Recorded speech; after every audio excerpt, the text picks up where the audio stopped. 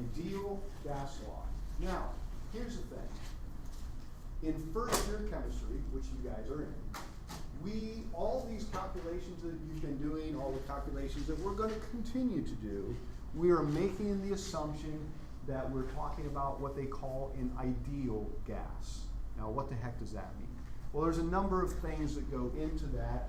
I am not going to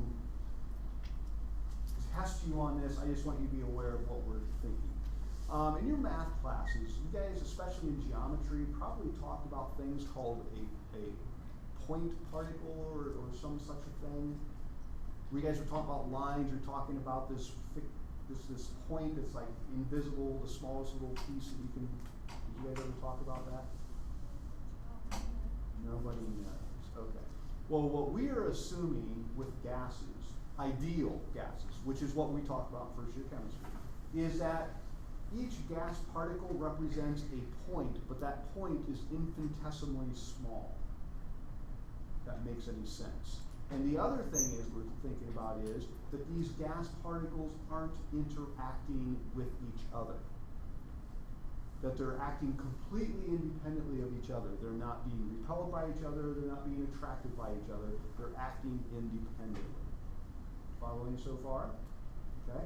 So what we're saying is that the gas particles themselves take up no volume. Now, if you think about it, are you guys relatively small relative to the size of this room? Individual. Are you relatively small relative to this room? Right. Okay? Even Nick's relatively small relative to this room. Okay? Now, we put a bunch of you in here, though. Think about this. If you're all gas particles, theoretically, you have the entire room in which to move. Does that make any sense? However, are you able to be where she is? Think about that. Are any one of you able to be where someone else currently is? You can be in that same space. You can be in his space right now.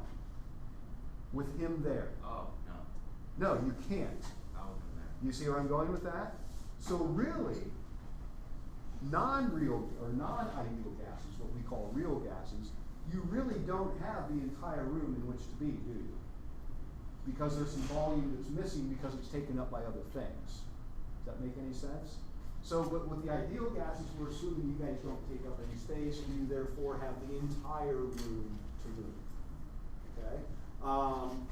So like I said, the two main assumptions are the fact that particles don't interact with each other for an ideal gas, sorry about that, and that you have the entire volume in which to move as a gas particle.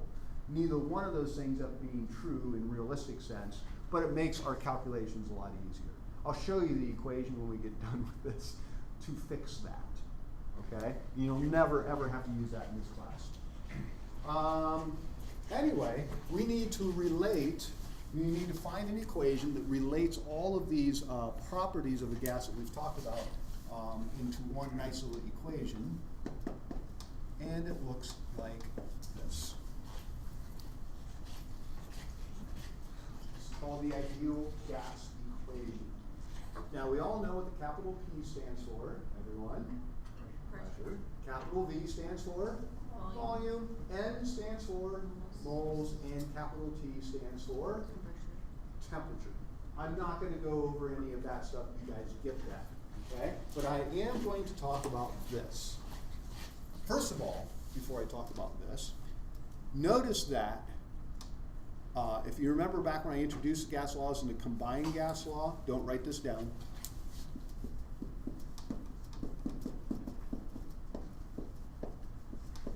In every case that we use this, at least one or more of these variables changed, right? That's why we had initial and final conditions. Something changed which influenced the other pieces, okay? Well, in this equation, nothing changes. You see where I'm going? So this is called an equation of state. We're going to know all of these pieces except for one. And we can use this equation to find out what the other one is. Okay, so the conditions don't change because now you've got two main equations you can access. One that you can use when the conditions change, the combined gas law, or as you're going to find out really soon, an equation that you can use when the variables don't change. You're just missing one.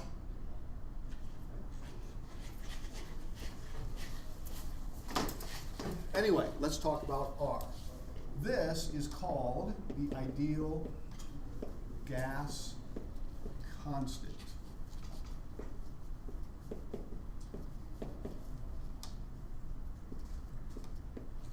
And for this class, it's going to have a value, a specific value. If you take another class, depending on the units that are involved, it might have some other values. And when we start getting into energy topics, that changes also. But for here, this class is only going to have one specific value. What I am going to do, though, is have you guys figure out what that value is. Here's what I want you to do. Find R given 1.00 moles of gas at STP.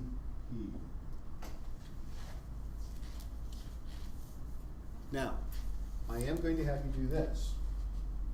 Make your pressure in atmospheres. What is the pressure of gas? What is standard pressure? 1 atmosphere. Okay?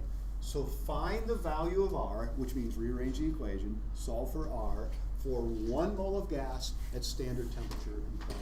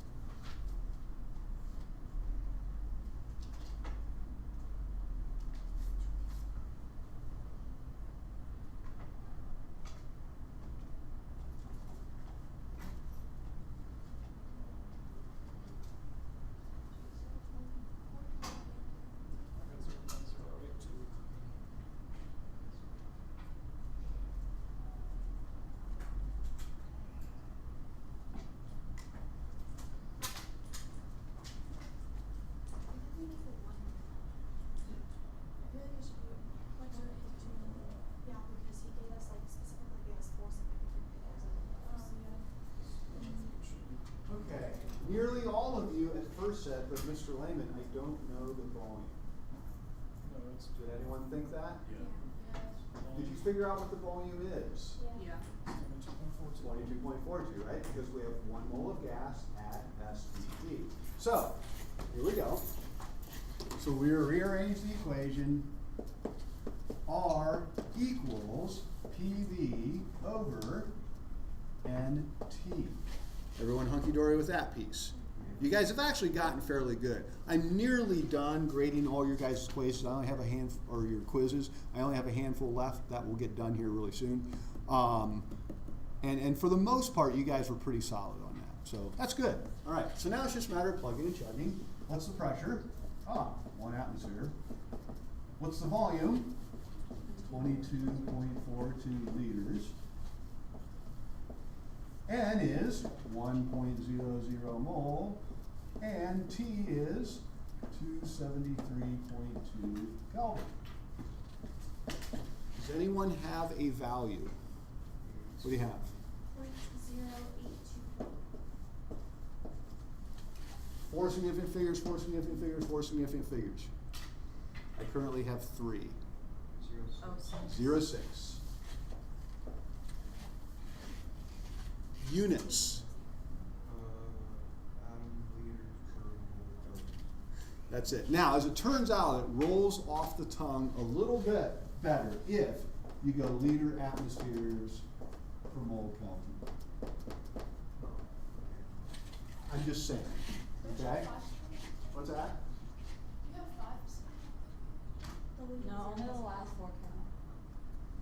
The placeholders don't. I understand that. That's the other thing I noticed. Some of you guys are a little rusty on significant figures. But anyway, moving on.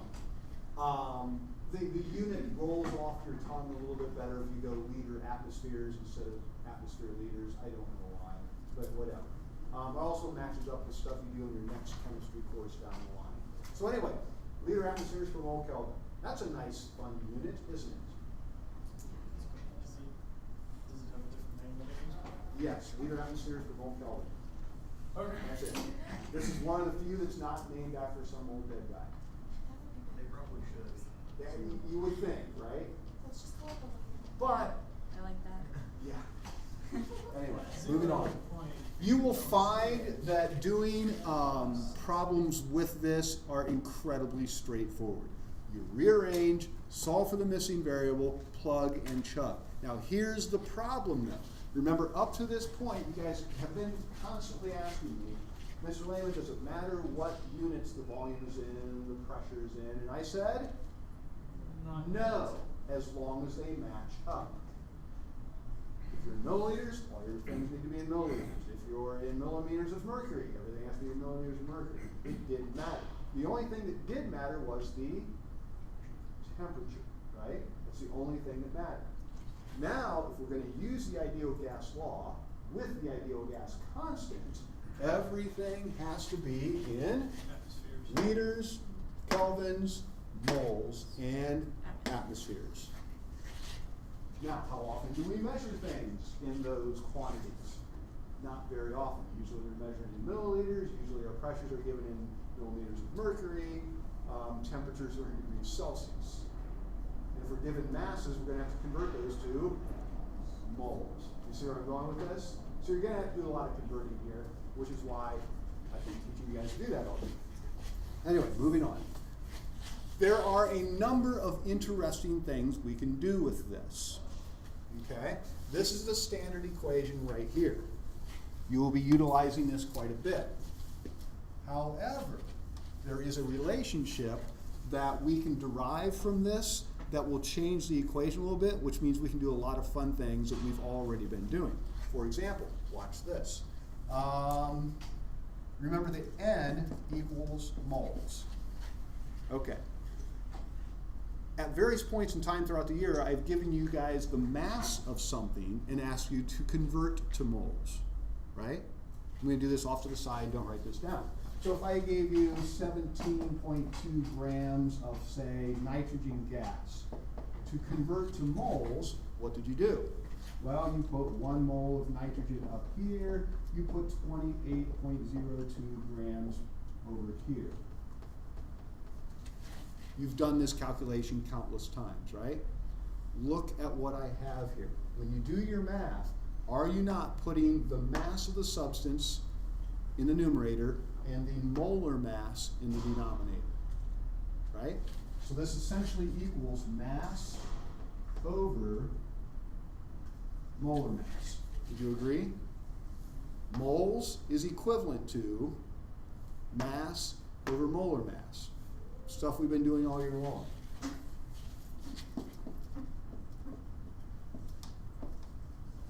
You guys with me on that? Now watch. Since N is moles, and moles represents mass over molar mass, I can substitute that in up here. So now I can get PV equals mass RT over molar mass, where the mass over molar mass represents N.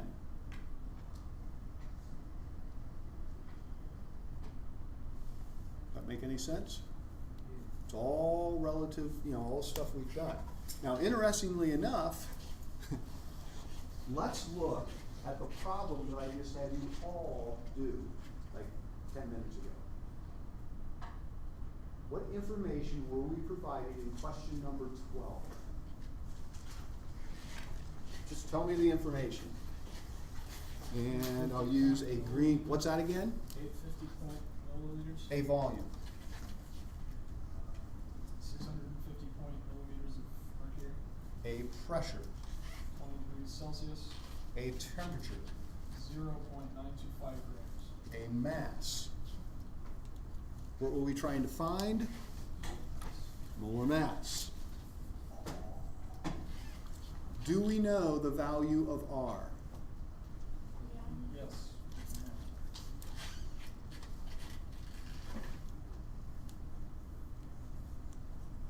What do you think? Legendary. Isn't that cool? Now you might be thinking, why did I do all that other work? Well, remember, you did that other work to include the 22.42, right? Where does the 22.42 come in? Right there. That's essentially the ratio of the molar volume and the temperature, if you think about it. R, since these two cancel out, right? Essentially R is a relationship between the molar volume and the temperature. So this value incorporates both of those, takes care of them for you. Isn't that cool? That's awesome. So now what? Could you have done the problem with this? Yep. Just for fun, why don't you guys take 3.8 seconds, some of you might take 8.3 seconds, rearrange that equation, solve for molar mass. I actually gave this to you twice this year already, just to see what you would do with it. I asked you to do what I just said. I've given you this equation twice before. Once for the SLO practice thing, and there was a little piece where I had you guys rearrange equations, and remember that. And then just about a week and a half ago, when I introduced gas laws, I said you have to be very good at rearranging equations. I gave you this. I'm bad. I know, well, you better get good at it. And again, this should take like 3.8 seconds. This is a really easy one. I think I know. Well, I'm going to ask you when.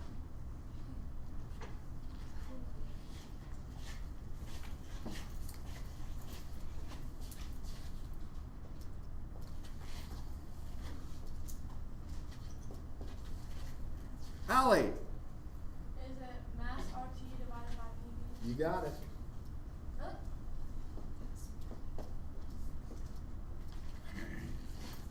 Anyone else get that? Now, once again, remember, it doesn't matter what order up here. It doesn't matter what order down here, as long as these three are in the numerator and these two are in the denominator. Doesn't matter. Yes? But since those are in the numerator, will you move them over to the? Yeah, watch this. But remember, you just did the mistake that 70% of students that rearrange equations forget one thing. It's the most important rule. The thing you're solving for has to be in the numerator. Here's what you did. You took these three, put them down here. Yeah. But what you're left with is 1 over molar mass. You see where I'm going? Yeah. The first thing that has to be done is bring this there. Have to. It has to be in the numerator. There's 5 other people or more that did the same thing. If you guys don't mind sharing, how many of you did what Nick did? Okay, they don't want to share. There's people that did it. Trust me. All right, moving on. Right, Jake? Yeah. Is that what you did? I just forgot to divide by the PV. Oh. So I just brought the M up. So You did? PV. Well, okay, well that's good. Why did you not do the PV? That's a good question. Did you get tired? I'm very tired. No, I know. Did you get tired after you moved the M over? No. Oh, okay. Just curious. You stayed up too late playing video games, didn't you? All right, moving on. Now, here's the key. Watch this. I'm not even going to recommend it. I'm going to demand that you always write every unit. Here's why. Some of you guys are going to screw up. For example, Nick just would have screwed up. Okay? However, you can avoid screwing up if you check your units. What are masses given in typically? Grams. What is the value of R? Or what are the units for R? Meter atmospheres per mole Kelvin. Some of you have already made a decision you will never write that out again in your life. That will be the worst decision you ever made because I'll just take 1 point off right off the bat every time. Okay? And what's the unit for temperature? Kelvin. What's the unit for pressure? Atmospheres. And what's the unit for volume? Liters. Now watch. Does anything cancel out? Kelvins are gone. You guys okay with kelvins being gone? Numerator, denominator, right? Atmospheres are gone. Numerator, denominator. Liters are gone. Numerator, denominator. What's left? Grams per mole. Molar mass. Can't go wrong.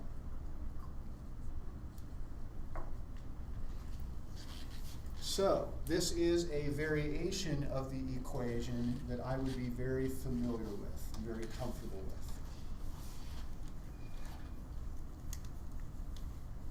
with. Okay?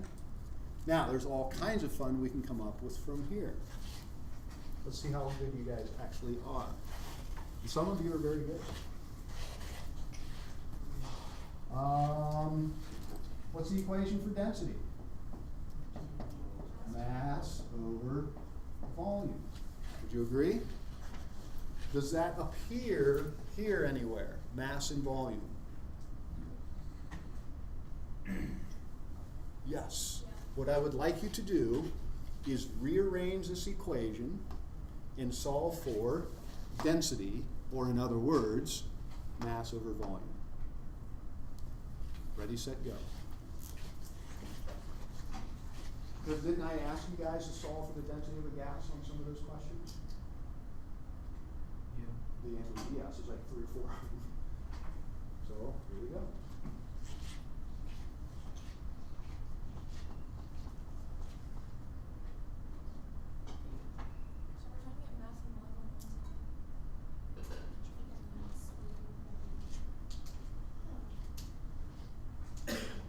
Now this one might take a little bit of effort on your part. This one's not quite as...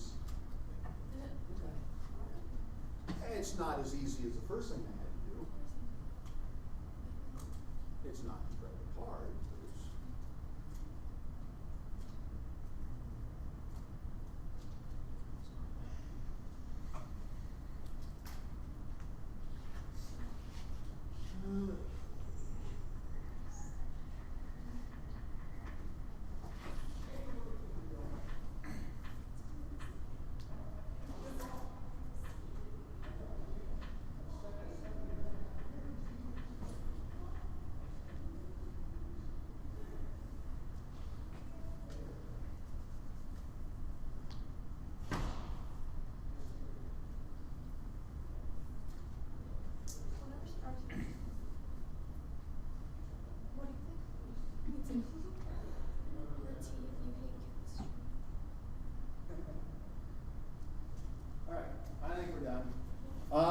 So we need to get this in the numerator and this in the denominator on one side of the equation or the other, right? Did anyone come up with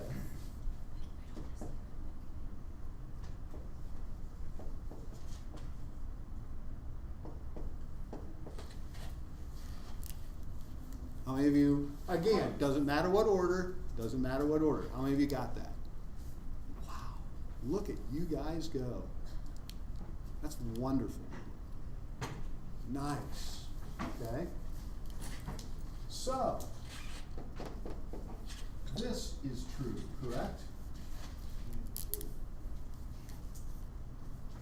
Now, just for fun, take that equation and solve for polar mass.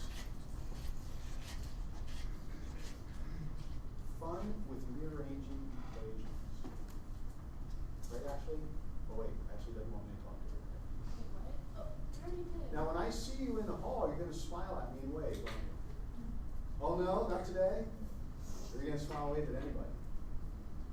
one of those days, huh? Already?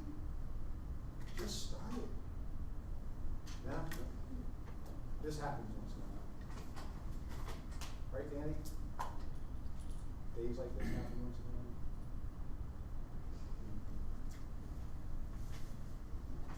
See, Ashley, it's a good thing you came to this class today. All right, anyone done?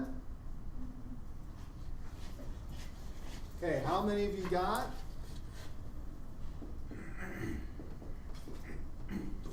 How many of you got that? Anyone get that?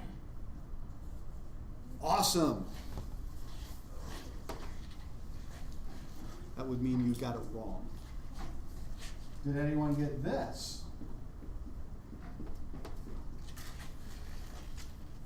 Awesome. Very good. Some people don't say dirt, they say dirty pee. So I'm going to leave you guys to your own devices, and I'm not going to give you any suggestions or hints, but there's a word that many students use to represent this equation. Again, I'm not going to go take any suggestions or anything. And then many students remember this equation because of the dirty pee thing. But Wait, I don't get that one. I don't, that's fine. That's perfectly okay. Okay, anyway, I tell you what, that's it, people. There's the ideal gas law. It's an equation of state, meaning that nothing changes, you're just missing a piece, and you can rearrange this equation and solve for all the missing pieces. And plus, I showed you that because of this relationship, we can create this form of the equation, which now we can do all kinds of crazy things. It's awesome. It's math. All right. You guys need to be able to practice this. I will provide that opportunity. In fact, I have provided that opportunity. Guess what gas law assignment number 4 is? Squares.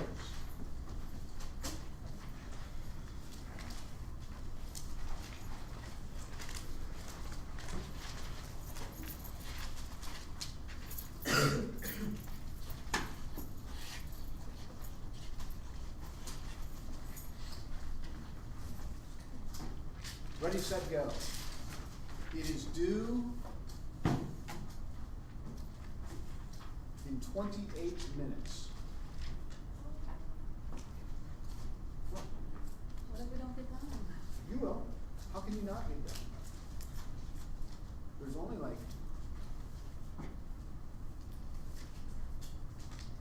10 problems. Yes. You took a flyer, didn't you? What did you hit up top? The windshield. I was in the back seat. Yeah, that's again, you took a flyer. Oh, I thought you said you took a plier. I was like, No, you took a yeah. flyer. You like nearly ejected yourself. I know. What But- about the rest of the people in the car? They're okay. Bethany, she has a hairline fracture in her neck and her big toe. Yeah, I don't know how she got her big toe. Well, it's kind of the